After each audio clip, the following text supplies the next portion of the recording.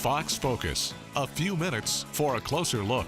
Hi there, I'm Meg McKenzie. Thanks for joining us today for Fox Focus. And everyone, we all run into unexpected expenses in life. Maybe car troubles, medical bills, and sometimes even job troubles.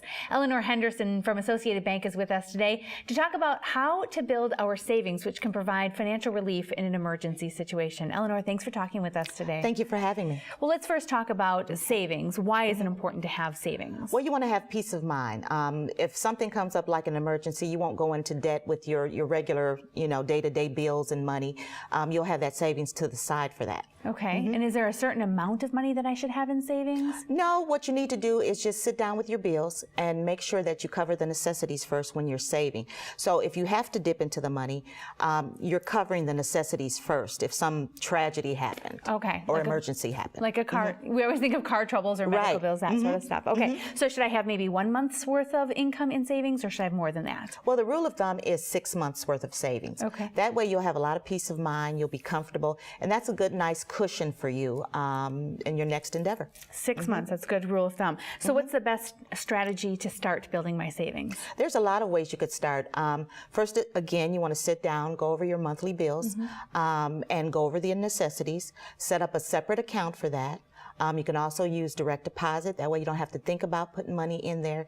And then also be realistic with what you're saving each month. Don't go so overboard. Okay, yeah, because being unrealistic kind of makes me think like it's too big of a mountain to climb. Right. But I like that idea of being realistic about it, maybe even starting small. Yeah, you want to be comfortable. You don't want to overwhelm yourself. Then you'll stop. Right, exactly, yes, it will be something that you can't accomplish. So what if one of my necessities is the $4 cup of coffee I get every day? Should I maybe think about giving that up? Well, yeah. You can make your own coffee, just like you can rent a DVD instead of going to the movies. You can also prepare your own dinner instead of going out. There's a lot of things you can do. You can also have a garage sale to get you started. I'm sure there's some things around the house that you could sell and start your savings that way. Oh, that's a great idea. Well, speaking of a garage sale, let's say I have a little bit of a windfall of money from, say, a garage sale, or every year my tax returns. What should I do with that money? Well, you could put that also in a savings account. Make sure that you don't factor it in your day-to-day budgeting. If it's something that is not factored, then you could start a savings with that. And, even if you're making that contribution each year by your taxes, that could be a significant savings. Okay. I like that you always say think about your necessities first. 'Cause I think sometimes we think of saving and we have to deprive ourselves of everything, which is not necessarily the case. The important thing is to be consistent and be realistic with your goals. And don't put it all in the same account. There you go.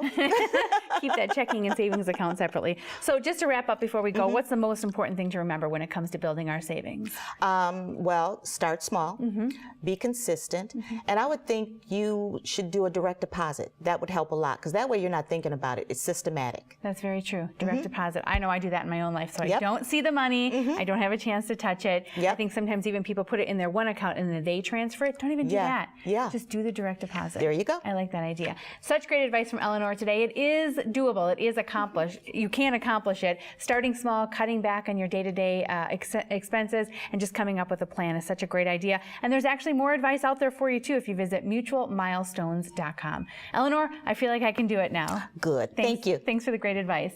And thanks for joining us today for Fox Focus. Again, for more, mutualmilestones.com.